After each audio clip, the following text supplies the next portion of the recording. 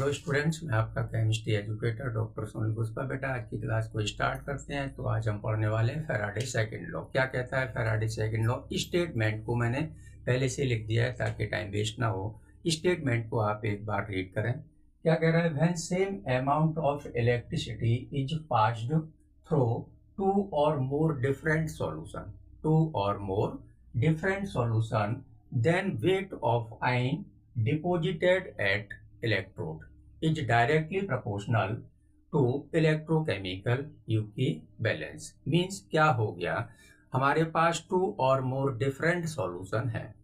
हमारे पास क्या है? To or more different solution है, लेकिन उसमें क्या करना है? सेम अमाउंट ऑफ इलेक्ट्रिसिटी को पास करना है। तब क्या होगा? तब कह रहा है then weight of ion deposited.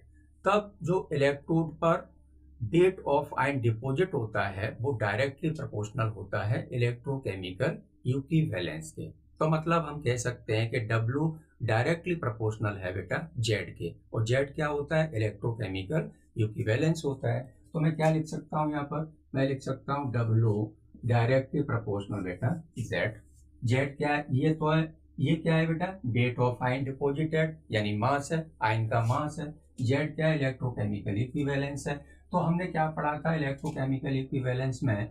Z equal to होता है बेटा EW अपॉन F। तो Z की जगह पर ये वैल्यू रख दूंगा, तो W directly proportional EW upon F। F तो यहाँ पर बेटा कांस्टेंट है, F यहाँ पर क्या है? कांस्टेंट है। तो W किसके डायरेक्टली प्रोपोर्शनल हो जाएगा? EW के। EW क्या है यहाँ पर? Equivalent weight. EW क्या है यहाँ पर? Equivalent weight. तो W डायरेक्टली प्रोपोर्शनल हो जाएगा EW के। बात क्लियर है? बोलो, जल्दी से जवाब दो। इतना क्लियर है कि नहीं? अब इससे मैं क्या कर सकता हूँ? W1 इसको आगे ड्राइव करते हैं। क्या लिख सकते हैं? W1 upon EW1 equal to W2 upon EW2। अब ये हमने पढ़ा था कि W अपॉन EW होता है, फैराडे फर्स्ट लॉ में बताया था मैंने। W अपॉन EW होता है वो N इंटू एन फैक्टर के इक्वल होता है, N इंटू एन फैक्टर के इक्वल होता है। तो मैं यहाँ पर क्या लिख सकता हूँ? W1 upon EW1 equal to N1 into N factor 1। बात क्लियर? और W2 upon EW2 equal to किसके हो गया? N2 इंटू एन फैक्टर 2 के। तो W1 अपॉन EW1 की वैल्यू ये है बेटा। इस वैल्यू को मैं अगर यहाँ पर पुट कर दूं तो क्या फॉर्मूला मिलेगा मुझे? N1 into N factor 1 equal to N2 into N factor 2। तो एक फॉर्मूला तो मुझे यहाँ पर मिल चुका है। बात क्लियर है कि नहीं? एक फॉर्मूला तो मुझे यहाँ पर मिल चुका है। अब यहाँ पर मोल और एन फैक्टर, जब मोल और एन फैक्टर बराबर हैं तो इसका मतलब ये हो गया कि ये कांस्टेंट है। क्या है बेटा? एन इंटू एन फैक्टर क्या है? कांस्टेंट है। तो मैं क्या लिख सकता हूँ? N inversely proportional N factor लिख सकता हूँ। तो एक फॉर्मूला मुझे ये मिल गया और एक फॉर्मूला मुझे ये मिल गया। मैं आशा करता हूँ कि आपको फैराडे सेकंड लॉ क्लियर हो चुका होगा। तो इसको आप नोट कर लो और डेल्टा केमिस्ट्री को बेटा सब्सक्राइब करें।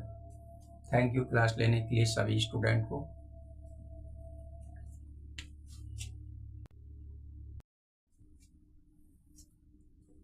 हेलो स्टूडेंट्स, मैं आपका chemistry educator.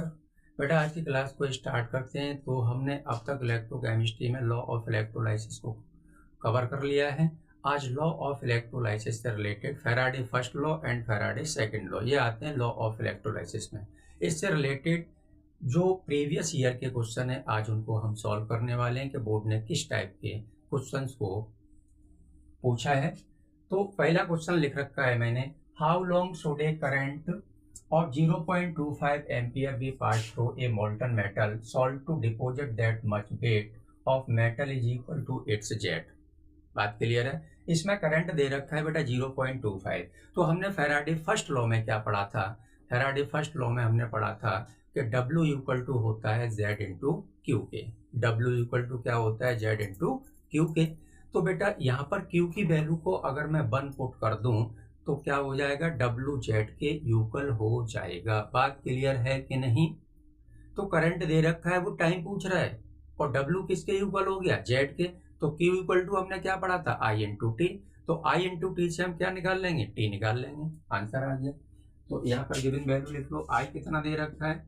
I equal to दे रखा है 0.25 एम्पियर। टाइम पूछ रहा है बेटा। T equal to question mark. हमने पढ़ा क्या था फॉर्मूला? W इक्वल टू पढ़ा था बेटा Z इंटू क्यू। अगर मैं Q की वैल्यू को क्या कर दूं? 1 पुट कर दूं तो W इक्वल टू क्या हो जाएगा? Z के। तो W Z के इक्वल हो जाएगा। बचा क्या मेरे पास? Q बचा। और Q इक्वल टू क्या होता है? Q इक्वल टू होता है बेटा I इंटू टी। तो यहाँ से T निकाल लो तो T इक्वल टू क्या हो गया? Q अपॉन बेटा I। Q की वैल्यू कितनी है? 1। I की वैल्यू कितनी है? 0.25।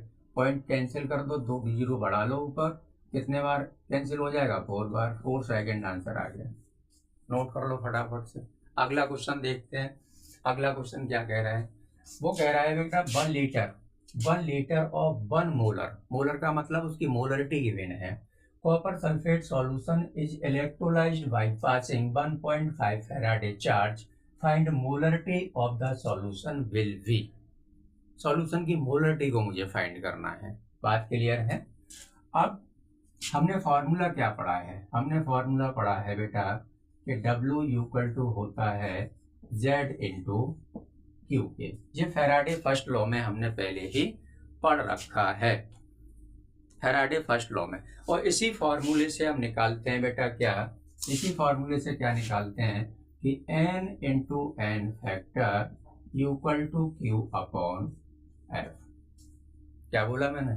मैंने बोला N into N factor equal to Q upon F। बात क्लियर है? अब Q दे रखा है यहाँ पर कितना? 1.5 फैराडे। तो यहाँ पर वैल्यू रख दूं मैं। Q इक्वल टू कितना है? 1.5 फैराडे। बात क्लियर है? N की वैल्यू मुझे फाइंड करनी है। यहाँ पर किसकी वैल्यू फाइंड करनी है मुझे? N की वैल्यू फाइंड करनी है सर। और N फैक्टर कितना होगा? N फैक्टर भी निकाल लेते। कॉपर सल्फेट सॉल्यूशन, तो कॉपर का यहाँ पर क्या होगा? रिडक्शन होगा। तो Cu2 पॉजिटिव है, 2 इलेक्ट्रॉन को गेन करेगा बेटा। किसमें चेंज हो जाएगा? ये Cu सॉलिड में चेंज हो जाएगा। बात क्लियर है? तो N फैक्टर कितना आ गया? निकल के 2 आ गया। Q की वैल्यू दे रखी है तो मुझे N निकालना है। तो N इंटू N फैक्टर मैंने कितना निकाला? 2 निकाला। तो कितना रख देंगे यहाँ? 2 इक्वल टू Q की वैल्यू कितनी है? 1.5 फैराडे डिवाइडेड बाई क्या? फैराडे। तो फैराडे से फैराडे को उड़ा दो बेटा। क्या बचा मेरे पास? N इंटू 2 इक्वल टू क्या बचा? 1.5। N इंटू 2 इक्वल टू 1.5 बचा। तो क्या कर दें? N की वैल्यू निकाल लो। तो N इक्वल टू क्या हो गया? 1.5 डिवाइडेड बाई 2। पॉइंट से पॉइंट कैंसिल कर दो, एक जीरो बढ़ा लो। और कितने से कैंसिल आउट करो? 5 से कर दो 4 बार, और ये 3 बार। इक्वल टू 3 डिवाइडेड बाई 4 मतलब 0.75 मोल आ गए।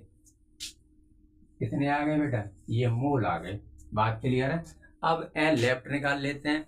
N लेफ्ट इक्वल टू 1 में से इसको माइनस कर दो। तो N left equal to 1 minus के 0.75। 0.75 इक्वल टू कितना बचा? 0.25 मोल। अब यहाँ से मोलरिटी निकाल लेंगे क्योंकि वॉल्यूम गिवन है। ध्यान दो, मोल मैंने निकाल लिए 0.25 और क्या वॉल्यूम इसका गिवन है। तो मोलरिटी का फॉर्मूला हमने क्या पढ़ा था? मोलरिटी का हमने फॉर्मूला पढ़ा था कि capital M equal to N upon V। N upon V। तो कैपिटल M इक्वल टू बेटा N अपॉन V। N की वैल्यू मैंने कितनी निकाली? 0.25। तो यहाँ वैल्यू पुट कर दो। 0.25 डिवाइडेड बाई वॉल्यूम कितना है? 1 है। तो यहाँ पर 1 रख दो, पॉइंट हटाओ, 2 जीरो बढ़ा लो। कितने बार कैंसिल कर दो? 4 बार। कितना आ गया बेटा? 1 अपॉन 4 आ गया। 1 अपॉन 4 आंसर आ गया। और 1 में 4 का डिवाइड दे ही सकते हैं यार, ये तो कोई परेशानी वाली बात नहीं।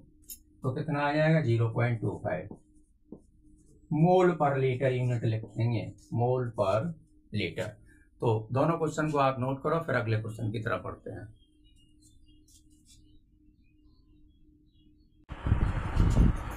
अगले क्वेश्चन की तरफ चलते हैं। क्वेश्चन नंबर 3 क्या कह रहा है, रीड कर लें आप क्वेश्चन को।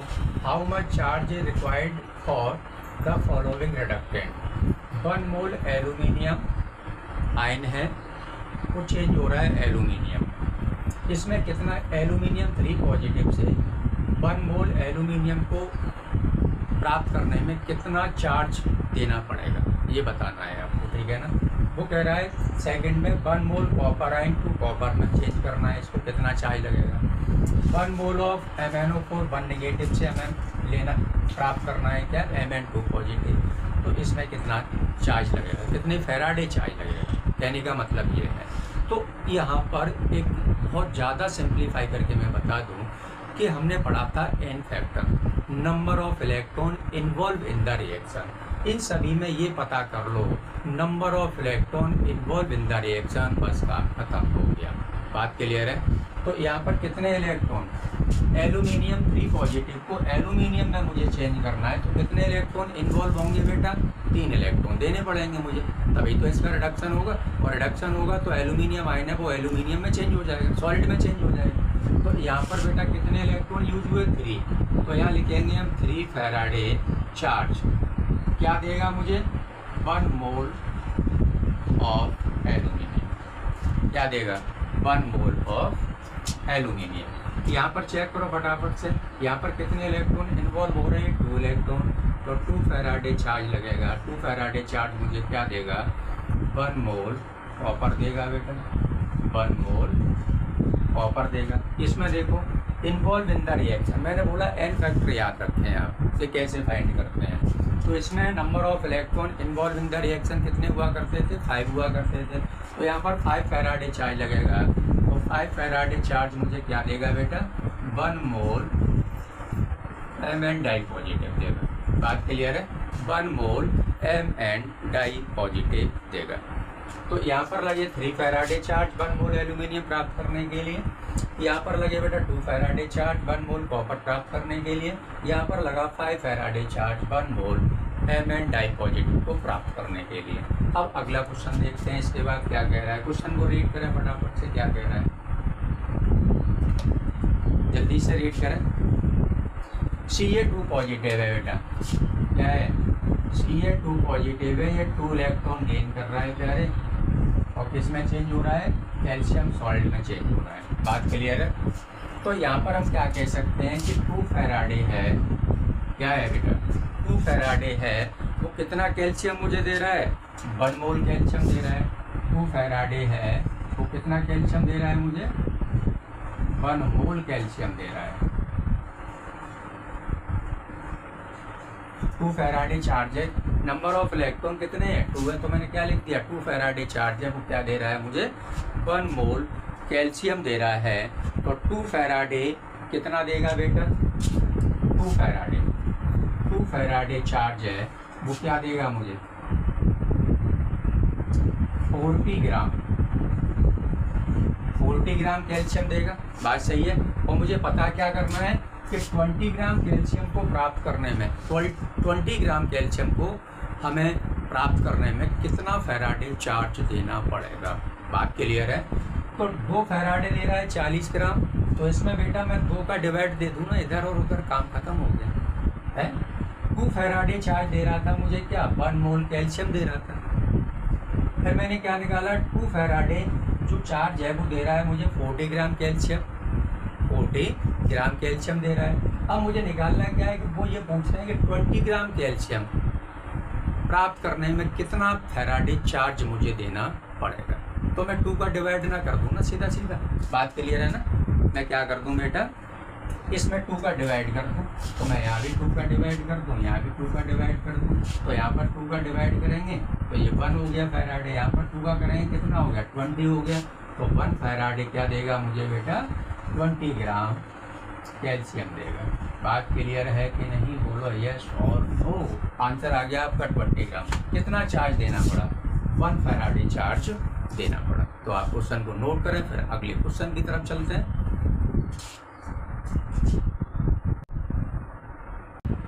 अगला क्वेश्चन देखते हैं स्टूडेंट। क्वेश्चन नंबर 5 क्या कह रहा है?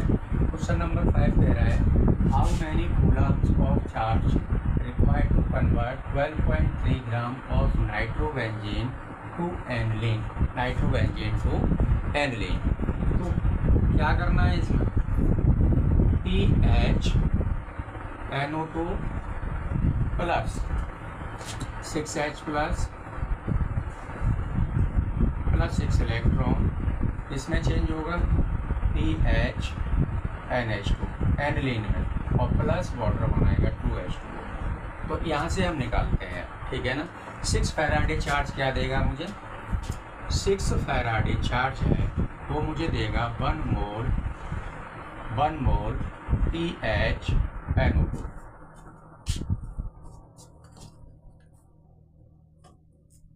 लाइट वेट जा चुकी है ना।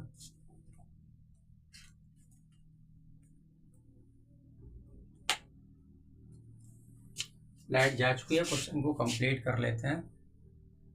दिख रहा है कि नहीं दिख रहा है?